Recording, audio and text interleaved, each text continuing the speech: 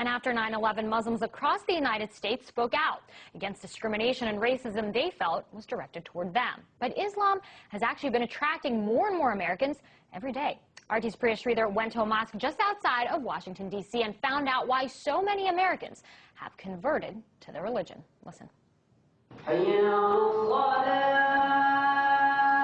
It's the call to prayer, and it's answered by more than 1 billion Muslims all over the world, including Caitlin Billings, a 22-year-old American who was raised Christian. I converted last year, the 1st of Ramadan. My mother, she was afraid that I was going to marry someone who would beat me. She was crying a lot. She thought that I was betraying her by changing my religion to something that she didn't know about. Backtrack almost a decade ago to 9/11. Today, our fellow citizens, our way of life, our very freedom came under attack in a series of deliberate and deadly terrorist acts. President Bush waged a war on terror, targeting extremist Muslims who were labeled as terrorists. Many Americans, like Caitlin Billings, remember that time in the United States very well. You know, I was 14 when September 11th happened, so I didn't really know what was going on, if that really was Islam. You know, people said it was, so I believed it just like everybody else. But as Billings got older, she decided to find out for herself. And her investigation led her to the Mustafa Center, a mosque just outside of Washington, D.C. that has become a haven for many Americans like Billings who have found Allah. A new poll found that almost 40% of Americans believe that Muslims should carry identification cards. Despite that, 20,000 Americans every year decide to convert to Islam. These converts say they don't regret their decision at all. It's a choice that they must think about every day. Around the world since 9/11, Muslims have battled bans of their religious clothing, profiling in airports, and discrimination in their everyday lives. People that I knew since I was very small think that I've changed personalities because of this. They don't see past the scarf. They just see the fact that I've changed. After joining a class to learn more about Islam, Carl Dodge also decided to become a Muslim. One of the big jokes that I've always made is before I actually sat down in the class and opened my Quran, everything I knew about Islam I had learned from CNN, you know? And a lot of people are like that. So, and there were some negative reactions. And when it comes to the mainstream media, the depiction of converts can be somewhat extreme. That Pakistani officials have arrested Adam Gaddan. This is the American-born spokesman for Al-Qaeda. Fox's work. First, there was John Walker Lind, the Californian who converted, joined the Taliban, and ended up fighting with them in Afghanistan. And then more recently, it was Jihad Jain, the blonde-haired, blue-eyed convert who allegedly recruited people to wage violent jihad.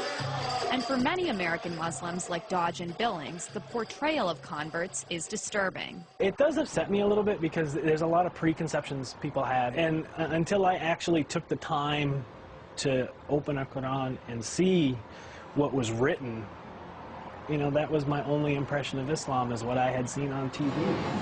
And in the United States, they say a culture of Islamophobia just doesn't make sense. It's a right to practice your religion. That's what this country was founded on.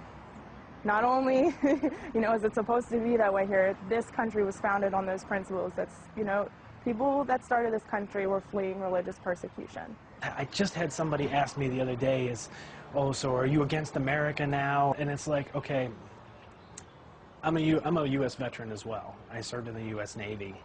And so I do believe in this country. I volunteered to defend this country. I volunteered to, you know, stand up for what the Constitution says. No matter what unfolds around her, Billings says she's proud to be a Muslim. If no one in the world wants to talk to me and be my friend, I still don't regret it. You know, I am completely happy right now.